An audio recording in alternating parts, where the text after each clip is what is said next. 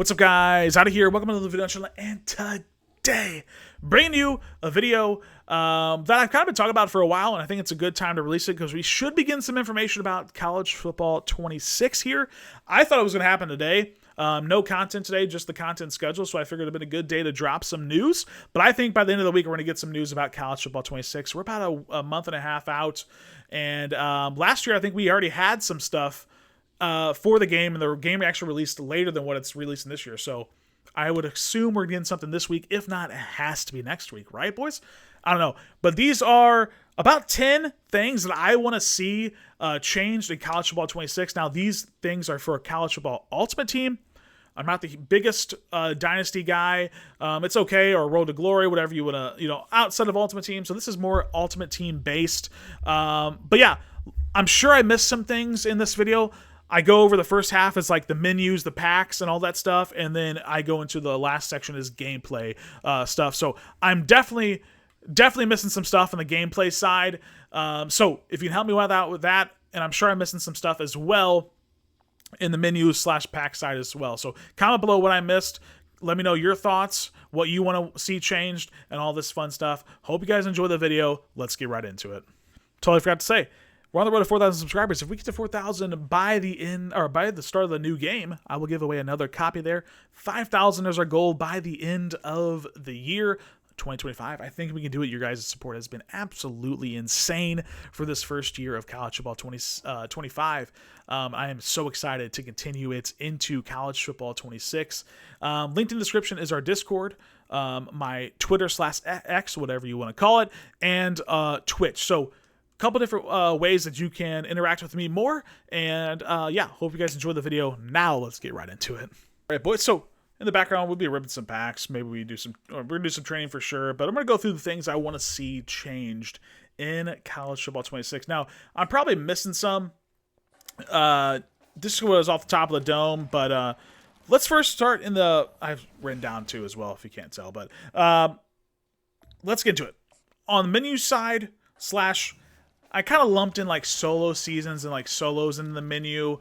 We'll talk about gameplay in the next section, but let's get through it. So the menus and packs and stuff here. First off, we need good sets, all right? Madden, I think, does a good job with sets. A lot of them kind of reminiscent of this set here, and we'll look at it real quick. The Spring Break. Now, you put these champions into the set, and then you get a big card out of it, right? The King of Spring Break, right? You got the 99 Clayton Smith. However, as you can see back, you got the B&D champions in return. So you do the set, and you get all of these guys back as B&D. Now, on Madden, they're not 21 players long, but they're 5, 6, 7 at times. But they normally like to stick around with those 4 to 5 champions. And most of the time they're kind of random, especially on like the 2 or 3 week promos. It would be like, hey, put in 290, for instance, this set. Put in 297 champions and then 398 champions, and you get this 99 card and you get them back, right? I think we need to see sets like that throughout the whole year. They did well with this one. It still was a little bit overpriced, 21 cards. It should have been random because some of those guys were just going for insane value, but the sets need to be better, man. Throughout the whole year, I think they keep this Reggie Bush, like the Legends Collector Champion set all year. That was a huge W. People made a lot of coins from it. So that was a good W. I think they need to do that next year as well. Obviously pick something different because Reggie Bush was this year's, but yeah, I like those sets. I like the legend sets. Awesome. On top of sets, we should be able to grind out solo seasons, or solo challenges, I should say. Again, Madden does a very good job at like kind of like our Spring Break, a scheme spotlight, right? We played those every single week for what, 16 weeks, 15 weeks? And we were able to come in here, and we got a 99 player for it. We need to have that for every single season, right? So season 1, let us get a 90 or a 91, whatever our max is going to be that season. Season 2, give us a 92, 93 at the end of it, all the way up. And every season, we should be able to collect something in solos. It doesn't have to be Scheme Spotlight, but something solo-wise, and then make a set for it where we get a free player, either a fantasy pack or like a free player like they did here with the free Stribling, wide receiver.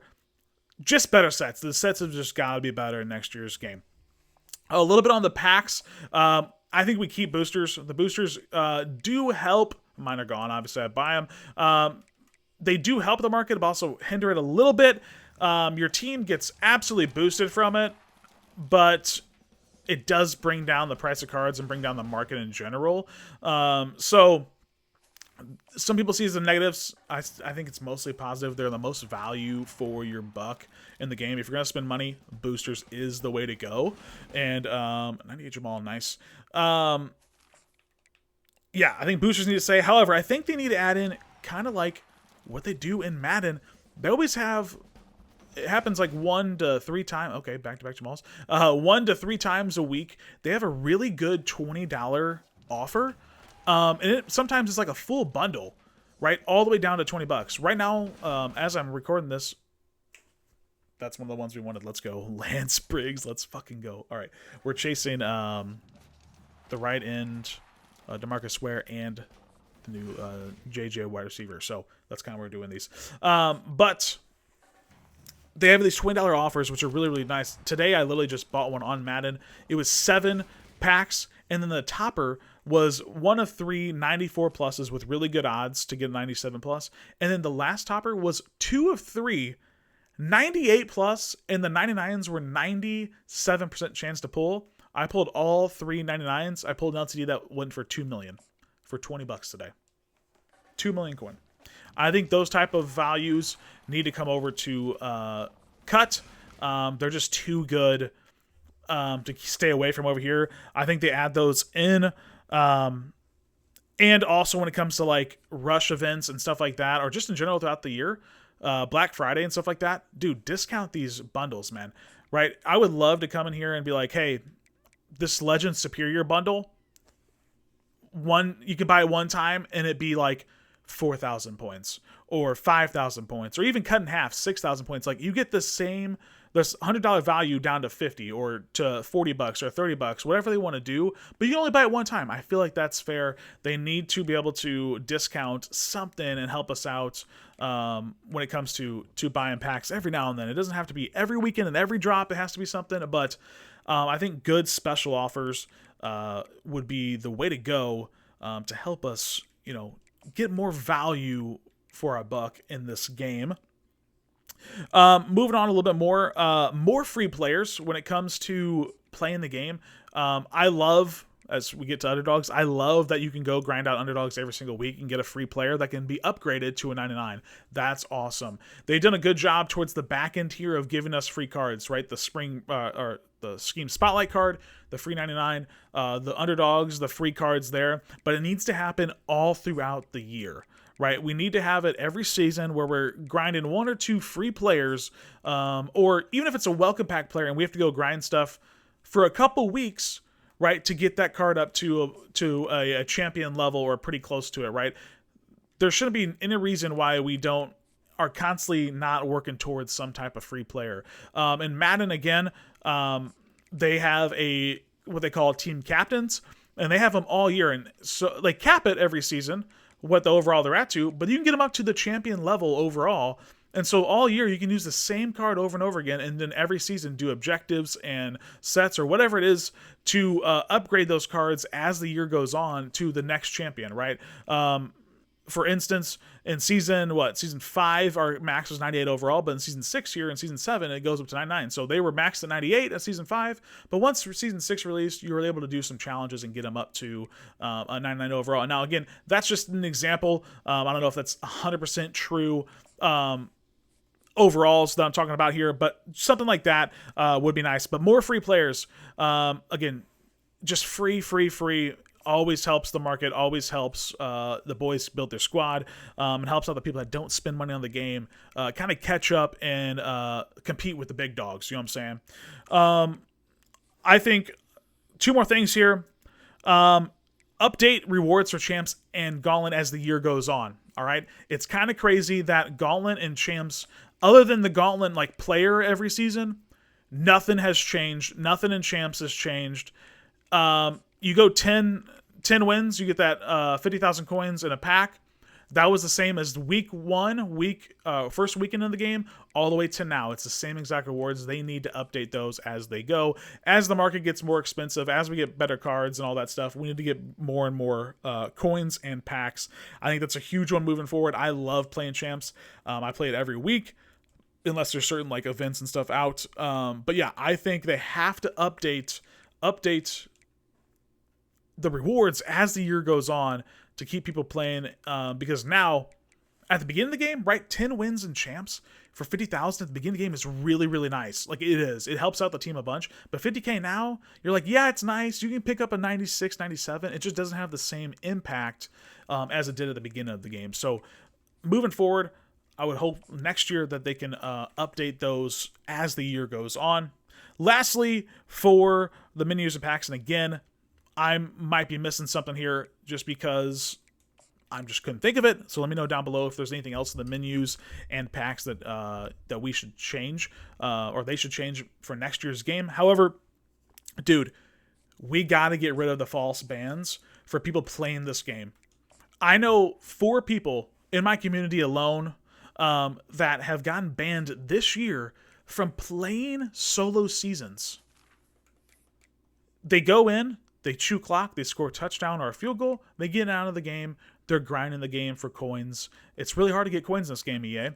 And, you know, these guys were grinding 3, 4, 5 seasons in one sitting, a couple hours apiece, and they get back online later and boom, they are banned because they played too much and they got detected as a bot. Let us play the game. If people want to stay on this game 24/7 and play solo seasons against the computer, let them. Right? You want that. You guys aim for engagement. And yet, when someone is engaging to your game the most, right, they get punished for it. Coin wiped. They don't hear back from you guys for 2-3 months, or not even at all. And then by that time, it's chalked. I mean, a couple of guys got banned in December for literally playing solo seasons too much. And then now their team is, you know, within a couple of weeks, they got their team back to where it was. It's just, I don't know. It's all that money down the drain that they spent, if they spent money, all because they played the game too much. In your eyes, they played it too much, or they too fast. It's crazy. You gotta find some type of balance, and not ban them for playing the game that's, you know, that they love to play because you think it's too much, or it's almost like a bot playing. It's not. It's humans. We're trying to get rewards. We're trying to get the coins up. Can't ban us for that. All right, so get into now the gameplay side of it. Now, again, you guys watch the channel. I'm a pack guy. There's a reason why I'm opening packs in the background as I do this video. But I do stream most of my games, and when I do play the game, a lot of times it's on stream. So you guys do get to see a decent amount of gameplay. I do upload some gameplay every now and then, but I am not someone that is a pro by any means. When people ask me what playbook and what should I be running, X, Y, and Z, I'm like, hey, I send them to other people's way that actually play the game, you know, better than me, and just take the gameplay side a little bit more serious. But I do have a couple things that have just irked me all year. Okay. Number 1, fix DB logic. Corners, safeties, standing there and watching the guy run by should never be a thing. There's certain plays in this game that the safety or the corner will just stand there in position as the guy runs down the field on a streak and just won't do anything. That cannot be a thing. Also, certain plays, the safety will go down and go cover the guy that the corner's on. The corner can be literally hugging the dude, like actually hugging the guy out of bounds, and the safety will go run after that guy while there's 2 people just flying by next to him down the field wide open. They gotta fix the logic with the DBs. It is very bad, and people just take advantage of it. They exploit the game because they know it works. And it's really, really frustrating to combat online, live, you know, when that's happening. So they need to fix that. Another thing what they need to fix with AI, dude, linemen blocking and downfield blocking lumped into one. Just blocking, man. They did a decent job. The linemen do okay. But there's been so many examples every single day where I hand the ball off or I pitch the ball off, and the guy is literally, my lineman is literally right next to him, again, could hug him, and they just turn and no hands on him, nothing. They just let the guy run by, and they just let him go. It's kind of ridiculous. I should have put some examples in here, but I'm sure you guys have seen it. You're running behind somebody and they don't even touch them. They don't even touch them. It's crazy. Again, downfield blocking. I throw the ball or make a long run. I have a wide receiver in front of me. A DB's crashing down to make the tackle, and the running back is just, our wide receiver. I'm sure you guys have seen this. The wide receiver is just kind of jogging, and the guy runs right past him, and GG's. Right? Doesn't pick up a block. Doesn't even put a finger on the guy. They have to do something. Tweak the lineman logic just a little bit more, make them a little bit more aware. Again, I talk about this all the time. I want my offensive linemen to be 90 plus in awareness. So all my guys are like that. So they shouldn't be missing just blocks of literally people 3 inches in front of them. So fix the lineman logic, and then downfield blocking has to be way better as well. They have to, EA, I think you have to do one or two things. You have to either get rid of pass interference on offense and defense completely and cut, or call it. I mean, it's actually ridiculous. I crashed out on stream yesterday as I'm recording this because, dude, the guy took his DB and ran my guy 10 feet the other way, 10 yards the other way, and I threw a pick because of that no pass interference. And then later in the game, 4th and 20, I clip his guy as I'm trying to go make the play to another. He threw it to somebody else. I clipped his wide receiver. They called pass interference on me.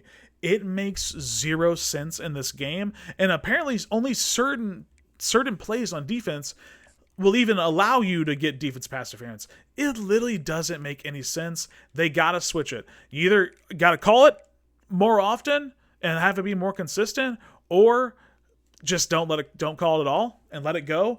And we'll just play it as is, and we'll just, I guess cheese around people and move them around with our own defensive players or something. I prefer if they called it.